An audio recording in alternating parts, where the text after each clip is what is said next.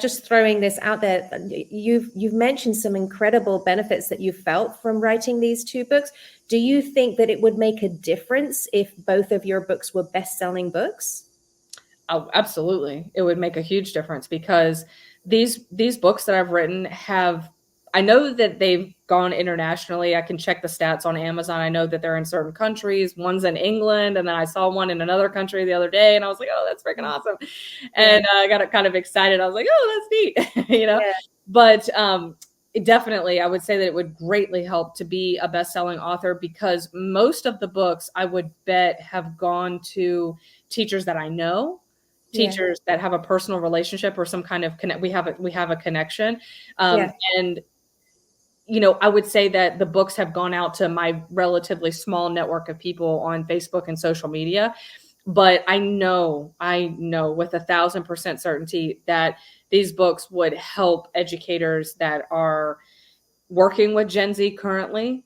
That would be your college and high school teachers mostly.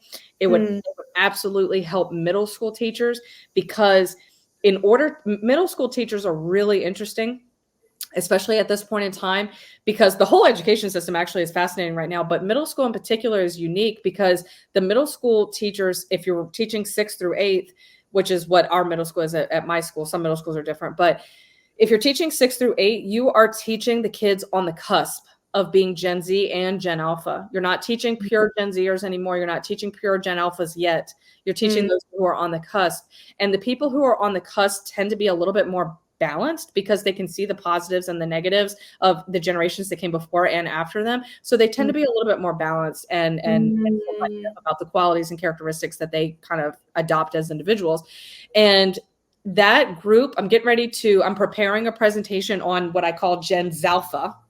It's a hybrid Gen Zers, Gen Z Alpha. So we're like into Gen Zalpha territory.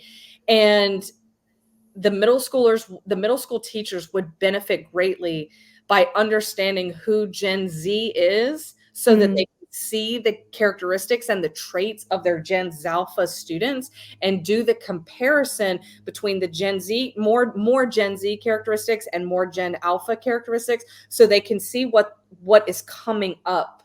For when Gen Alpha kind of comes into play, and then they'll know what they're dealing with, and they'll be in front of the 8 ball, not behind the 8 ball, and they'll be able to set those respectful boundaries that Gen Alpha absolutely is going to have in order to be able to function in the education system. But what happens to most teachers is that they just go in one day, and it was just like me. I was in a high school teacher, and I was like, I don't know what the heck is happening with these students. Like, I don't get it. And then but that's not what I want for teachers. So I continually, try to put out content that gets people to be ahead of the 8 ball so that when they go into their classrooms, they already know who their audience is. So I would highly recommend both books, and being a bestseller would be very beneficial because it would get out to those teachers a lot faster.